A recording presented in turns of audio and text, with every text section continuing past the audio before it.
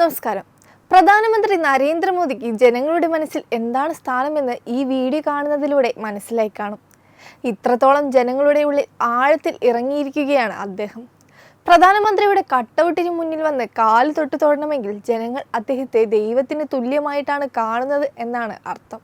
ഇതിലൂടെ എല്ലാം വളരെ വ്യക്തമാകുന്നത് ജനങ്ങളുടെ മനസ്സറിഞ്ഞ് ജനങ്ങൾക്ക് വേണ്ടി പ്രവർത്തിക്കുന്ന യഥാർത്ഥ ജനസേവകനാണ് പ്രധാനമന്ത്രി നരേന്ദ്രമോദി എന്നാണ്.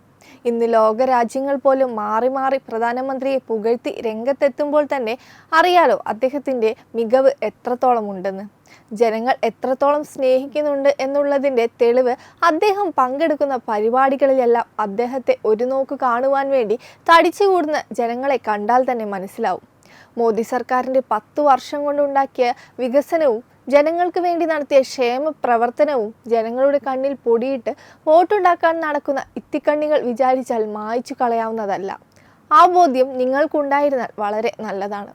ഏറെക്കാലം രാജ്യം ഭരിച്ച കോൺഗ്രസ് ജനങ്ങൾക്കായി എന്തുണ്ടാക്കിയെന്ന് ജനങ്ങൾ ഇന്ന് ചോദിക്കുന്നുണ്ടെങ്കിൽ അതിനർത്ഥം അതിനേക്കാൾ 10 മടങ്ങ് മോദി സർക്കാർ ചെയ്തു കാണിച്ചു കൊടുത്തു എന്നല്ലേ. ഈ 10 വർഷവും പ്രധാനമന്ത്രി എന്നതിനപ്പുറം ജനങ്ങളുടെ മനസ്സറിഞ്ഞ് യഥാർത്ഥ ജനസേവകനായി പ്രവർത്തിച്ചതിന് ജനങ്ങൾ നൽകുന്ന അംഗീകാരങ്ങളാണ് ഇതെല്ലാം. ഒരു മുഖ്യമന്ത്രി കസേരയിലിരുന്ന് ധാർഷ്ട്യം കാണിച്ചു നടക്കുന്ന പിണറായി വിജയനും ജനങ്ങൾക്ക് വേണ്ടി പ്രത്യേകിച്ചൊന്നും ചെയ്യാതെ അധികാര കസേര മാത്രം സ്വപ്നം കണ്ട് നടക്കുന്ന കോൺഗ്രസ് നേതാക്കളും ഇതെല്ലാം ഒന്ന് കണ്ടു പഠിക്കണം. വെബ് ഡെസ്ക് തത്വമൈ ന്യൂസ്.